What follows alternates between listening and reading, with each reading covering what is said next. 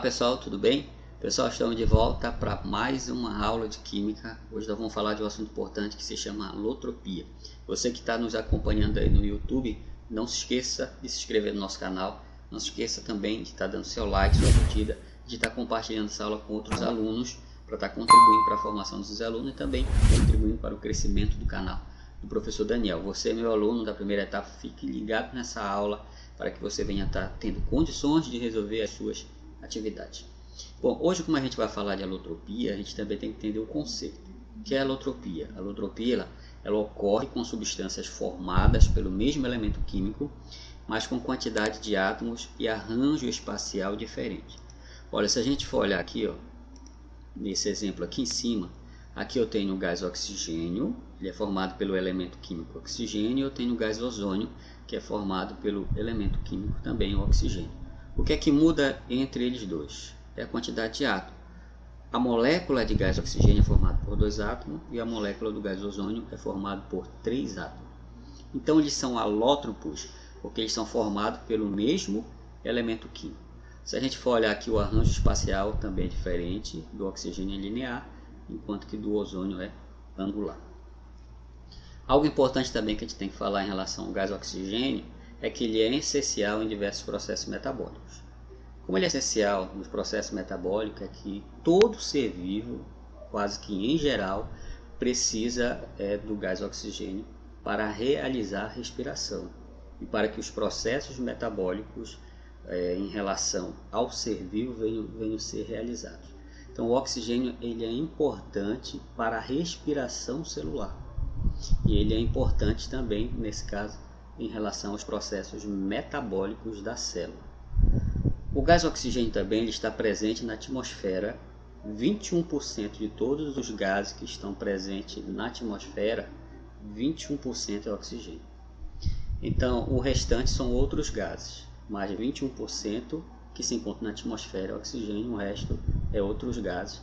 O gás nitrogênio é o gás que está em maior concentração e existem outros gases, né? Gás argônio, o gás carbônico, que também estão em outras concentrações na atmosfera.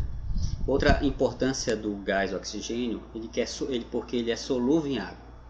A solubilidade do gás oxigênio em água é que vai permitir a respiração, né, de animais aquáticos. Alguns animais aquáticos também precisam, né, realizar os seus processos metabólicos com a respiração em relação ao gás oxigênio, da importância do gás oxigênio em relação ao ambiente aquático. Geralmente, quando a solubilidade está baixa em algumas regiões, né, como rios, oceanos, pode provocar a diminuição, né, dessas espécies aquáticas, né, nessas regiões, devido à baixa quantidade de gás oxigênio no rio ou no oceano. Devido a série de fatores, como por exemplo temperatura, ela pode também modificar a solubilidade desses gases, né, em relação ao rio e aos oceanos, prejudicando ali o crescimento de espécies aquáticas. Algo importante que a gente também tem que falar é em relação ao gás ozônio. O gás ozônio, na estratosfera, forma a famosa camada de ozônio. Qual é a função da camada de ozônio? Absorver parte da radiação ultravioleta do Sol. Existem vários fatores que provocam a diminuição ou o chamado buraco da camada de ozônio. Entre dessas substâncias que provocam o buraco da camada de ozônio são os CFCs, que era usado nos aerosóis. Você utilizava o aerosol, ele liberava para a atmosfera CFCs. Atualmente, né, já se mudou, né, as substâncias que fazem parte dos aerosóis, justamente por causa do aumento do buraco da camada de ozônio. Mas existem outros gases também, né, que podem ser prejudicial em relação à formação da camada de ozônio, dificultando ali a formação do ozônio na estratosfera e nesse caso aí provocando o aumento do buraco da camada de ozônio. A radiação ultravioleta vai ultrapassar com mais intensidade. Provavelmente, né, as pessoas podem ter em relação a isso, uma das consequências seria, né, o câncer de pele. Algo importante também falar em relação ao gás oxigênio é a importância biológica, pessoal. Nós, seres humanos, a gente respira o gás oxigênio. Quando o gás oxigênio ele é transportado para o nosso pulmão, nós respiramos, por exemplo, o gás oxigênio, ele entra no nosso pulmão. Em seguida, esse gás ele vai ser transportado para o sangue. Quando esse gás ele chega no sangue, pessoal, ele é captado por uma hemácia que se encontra nesse sangue. A hemácia ela possui uma proteína chamada hemoglobina. O que é que vai acontecer? A hemoglobina ela vai captar o gás oxigênio e ela vai se transformar em oxihemoglobina. Essa oxihemoglobina ela vai ser transportada para os órgãos e para os tecidos. Quando ele chega nos órgãos e tecidos, o oxigênio é liberado. Aí o que é que vai acontecer depois que o oxigênio é liberado? Ele vai se transformar na desoxihemoglobina. A desoxihemoglobina ela vai se ligar ao gás carbônico. O gás carbônico, nesse caso aí, ele vai ser transferido e liberado pelos pulmões. Ele vai ser transferido, o gás carbônico, para os pulmões novamente, e depois ele vai ser liberado.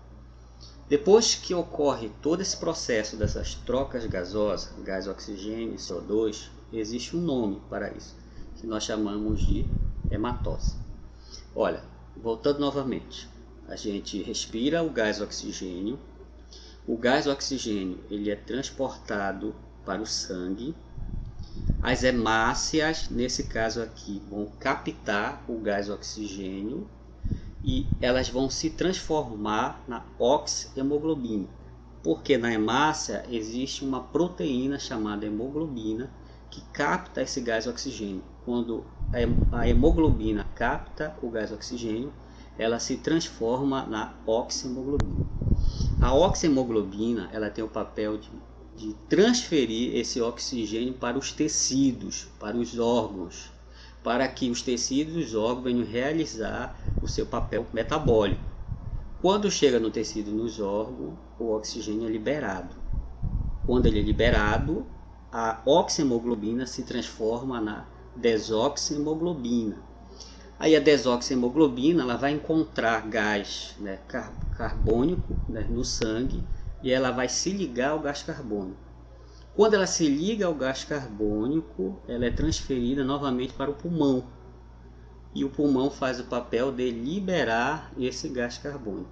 Esse processo de transferência de gás oxigênio para gás carbônico, você vai respirar e depois você vai liberar o gás carbônico, esse processo é chamado de hematose.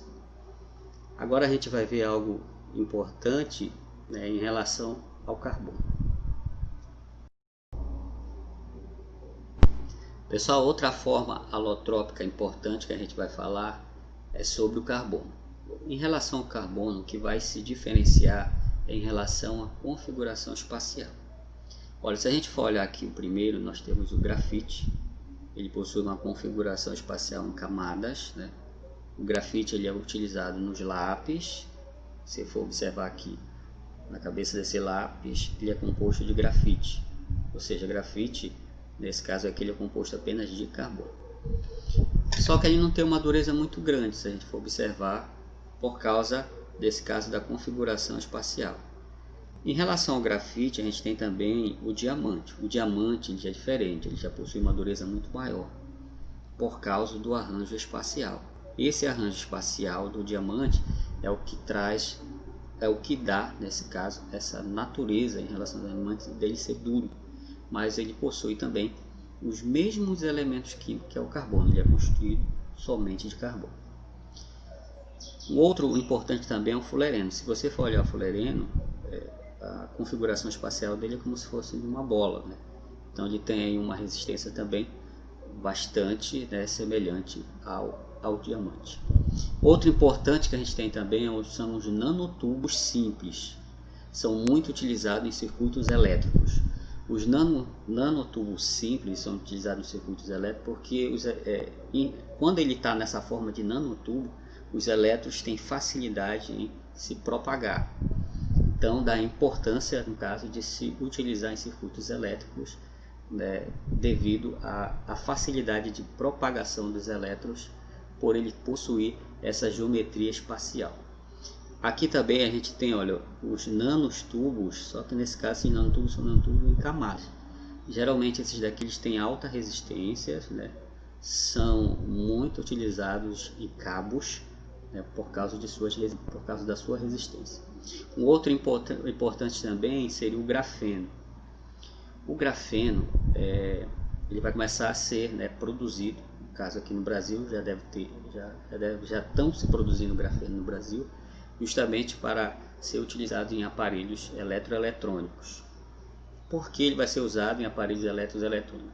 Porque o grafeno ele possui uma dureza muito grande, ele é muito resistente, o grafeno ele é maleável, o grafeno também possui uma alta resistência ao calor, né? Ele não libera muito calor, ele vai ser, né, utilizado também nos aparelhos celulares, pode ser utilizado nos aparelhos celulares, principalmente nas telas dos celulares, devido à resistência, ele não vai quebrar. Ele também vai ser utilizado em carregadores celulares. Em menos de 1 minuto você vai ter seu celular carregado, devido à facilidade de propagação dos elétrons e dele ter uma alta resistência a aquecimento. Então ele tem essas propriedades. Ele também pode ser usado também em coletes balísticos, devido à sua resistência, né, alta resistência. Ele tem uma série de outras afinidades que podem ser utilizadas em relação ao grafeno. Pessoal, olha, aqui a gente está vendo variedade de formas alotrópicas do carbono, da importância do carbono, né, em relação a essas formas alotrópicas, e a gente vê o quanto essas formas alotrópicas elas são utilizadas no nosso dia a dia. Muitas das vezes a gente passa desapercebido. Então, pessoal, a gente vai ficar por aqui. Na nossa próxima aula vamos estar passando aí uma atividade para você, meu aluno da Escola Estadual Lima Neto, primeiro ano, que você venha ter aproveitado essa aula e ter compreendido em parte, né, algo que nós falamos hoje sobre a alotropia, principalmente, né, em relação ao oxigênio, ao ozônio e ao carbono. A gente viu as formas alotrópicas, beleza? Vamos ficar por aqui. Espero que você tenha gostado um pouco dessa aula, que tenha contribuído para a sua formação.